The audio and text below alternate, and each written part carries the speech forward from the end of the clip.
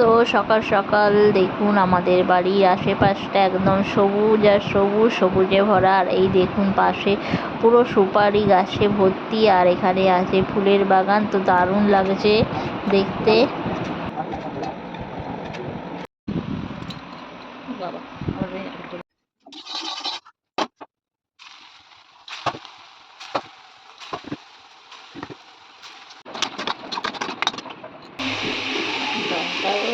লাল হয়ে গেছে, গুঁড়ো লঙ্কা দিয়েছি বলে।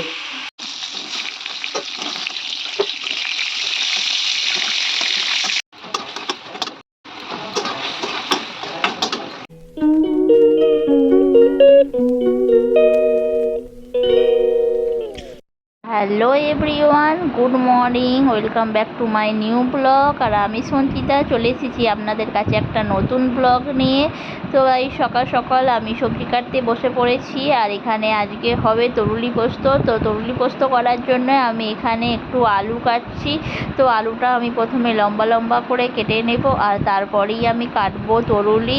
তো আমার এখানে মোটামুটি তরুলিগুলো আমি 4 পিস করে দিয়ে দেবো, খোসা বাদ না দিয়েই। আর এখানে তরুলি আর আলু কাটা আমি কেটে ফেলেছি, আর একটু দেবো পেঁয়াজ, এখানে আদা, তো একটু ঘষে নেব। তো মোটামুটি আমার এগুলো সব কাটা হয়ে গেছে। তো আমি চলে যাবো এবার রান্নাঘরের দিকে। তো আমি রান্নাঘরে চলে এসেছি। তো আগেই মুগের ডালটা বসিয়ে দিয়েছিলাম, আজ হবে একটু মাছের মাথা দিয়ে মুগের ডাল। আর এখানে তরুলি পোস্ত করার জন্য আমি পোস্তটা এখানে সমস্ত মশলাগুলো বেটে নিচ্ছি, আর তরুলিগুলো একটু জলটা ফেলে দেবো। আর এখানে মাছও আমার রেডি হয়ে গেছে ধুয়ে। তো মাছটা আমি ভাজতে শুরু করে দিয়েছি, আর এখানে তরুলিটা একটু ভাপিয়ে নিয়েছি, কারণ সকাল সকাল তারা তো থাকি। আর মাছটা আমি এদিকে ভেজে নিলাম, আর দেখতে পাচ্ছেন মাছটা আমি তুলে নিয়েছি। আর এদিকে আমার ডালটা সিদ্ধ হয়ে গেছে, তো বসিয়ে রেখে দিয়েছি। আর এখানে মুড়োটা ভাজবো, তো মাছের মাথাটা দিয়ে দেবো আর দিয়ে ডালটা বানাবো। তো মাছের মাথাটা আমি খুব ভালোভাবে ভেজে নিলাম, আর ওদিকে একটা কড়া বসিয়ে দিয়েছি।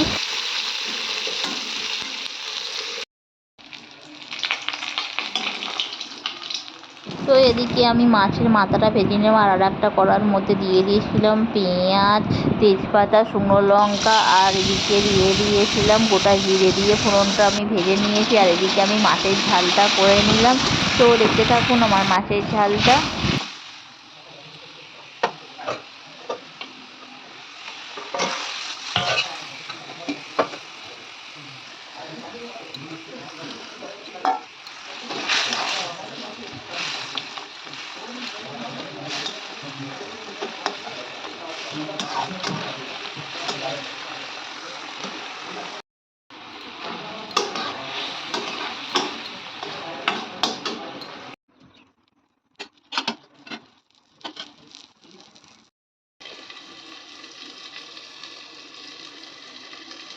তো মাছের ঝালটা আমার হয়ে গেছে, আর আমি এদিকে মুগের ডালের জন্য মশলাটা ভাজি, আর দিয়ে দিয়েছিলাম একটা টমেটো, আর ভালোভাবে ভেজে তো আমি মুগের ডালটা বসিয়ে দেবো।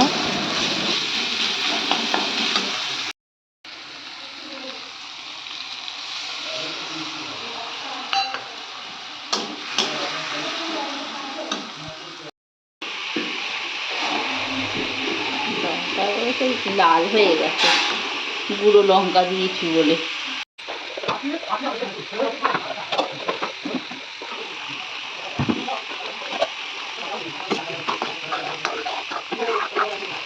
ওই ডালটা সমস্ত কিছু দিয়ে লাস্ট মাত্রাটা দিয়ে দিলাম, আর দিয়ে আমি এদিকে ডালটা আমার রেডি হয়ে গেছে। আর এখানে তেলের মধ্যে দিয়ে দিয়েছি কালো জিরে, দিয়ে দিয়েছিলাম। আর এদিকে একটু তরকারিটা হালকা করে ভেজে নিয়েছিলাম, আর তারপরে ওইটা ছোটো কড়া ছিল বলে তো ওটা হয়নি।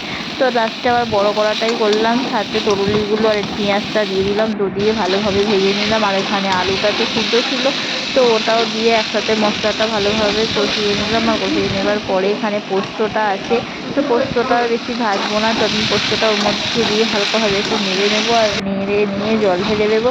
তো আমার হয়ে যাবে তরুলি পোস্ত। তো এদিকে রান্না বান্না একটু হয়ে যাওয়ার পরে, আর এদিকে একটু শাক ছিল, তো শাকটা একটু ভালোভাবে বাজলাম, কারণ সকালে তাড়াহুড়োতে আর শাক টাক বাছাই হয় না। আর এদিকে দেখতেই পাচ্ছেন ঠাকুমা এখানে ডিমের শাক বাচ্ছে। তো ডিমের শাকগুলো ছিল এত চুলটো, টেনে ফেলে দিলাম লাস্টে বেছে কুচি। আর এদিকে ছিল আমাদের ওই গাছের করলা পাতা, আর করলা পাতাটা আমি একটু বেটে নেবো, কারণ পাতা সমেতই সবসময় বড়া করি। তো আজকে একটু করলা পাতা বেটে নেবো। আর ঠাকুমাকে বলেছি যে 2-4টে করলা পাতা তুলে। ঠাকুমা তো একবারে যত রাজ্যের করলা পাতা তুলে নিয়েছে, আর তুলে এখানেই একদম করলা পাতাটা বেটেছি, পুরো কালো কুসুন্ডি হয়ে আছে।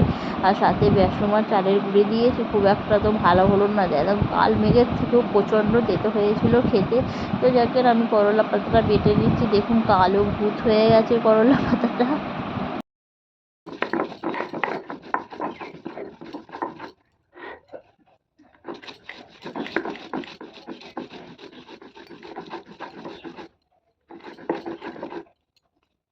এটা খুব ভালোবাসে। হ্যাঁ, কত বলে খায়,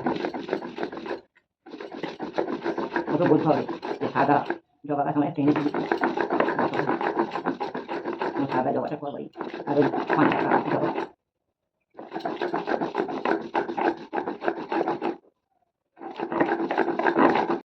তো দেখতেই পাচ্ছেন করলা পাতাটা আমার বাটা হয়ে গেছে। আর দেখুন কতটা করলা পাতা হয়েছে, অল্প 2-4টে করলা পাতা নিলে খুবই ভালো খেতে হতো। আর এক গাদি করলা পাতা হয়ে গেছে। আর ঠাকুমাকে বললাম দুটো রেখে দিই, ঠাকুমা বললো না সব দিয়ে দাও আমি খাবো। তেতো হাঁকুচিছি চেই বাজে খেতে হয়েছে, মানে এত তেতো হয়েছে, মানে একদম তেতো কালমেঘের মতো। তো করলা এদিকে বাটা হয়ে গেছে। আর আমি নিয়ে নিয়েছি এখানে বেসন, আর নিয়ে নিয়েছি এখানে চালের গুঁড়ি, আর সাথে নিয়ে নিলাম একটু কালো জিরে, তো হলুদ, একটু গোলমরিচের গুঁড়ো দিয়ে দিয়েছিলাম। আর কাঁচা লঙ্কা দিলে একটু ভালো হতো, তো কাঁচা লঙ্কাটা দিন তাড়াহুড়ো করে দেওয়া হয়নি। তো একসঙ্গে সবগুলোকে ভালোভাবে মেখে নিলাম, মেখে নিয়ে কড়ার মধ্যে দিয়ে দিয়েছি একটু সাদা তেল, আর সাদা তেল দিয়ে দিয়েছি। আর এটাকে ভালোভাবে মেখে দিয়ে দেবো।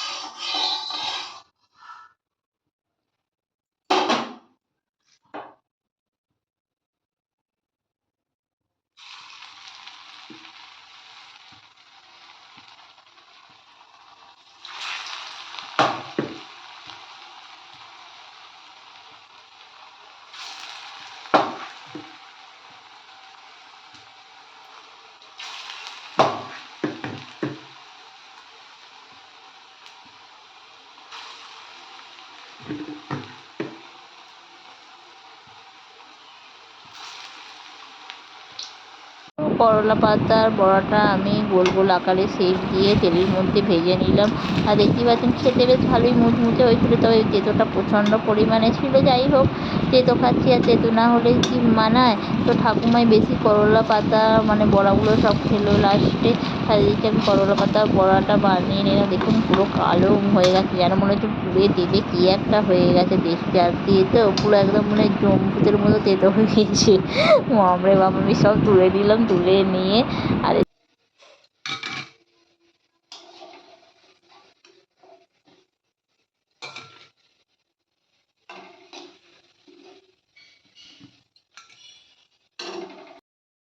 তো দেখতেই পাচ্ছেন আমার মুচমুচে বড়া রেডি হয়ে গেছে। আর এই বড়াগুলো ঠাকুমাই বেশিরভাগ খেয়েছে, কারণ প্রচণ্ড তেতো হয়েছিল। ঠাকুমা বলেছিল আমাকেই বেশি করে দাও। আর এদিকে আমার রান্নাবান্না করে দুপুরের লাঞ্চটাও রেডি হয়ে গেছে। তো মুগ ডাল, মাছের ঝাল, আর তরুলি পোস্ত। আর এখানে করলা পাতার বড়াটা তো নেওয়া হয়নি। তো বন্ধুরা, আমার ভিডিওটি কেমন লাগলো? ভিডিওটি ভালো লাগলে লাইক করবেন, শেয়ার করবেন, অ্যান্ড কমেন্ট করবেন। দেখা হবে নেক্সট ভিডিও। টাটা।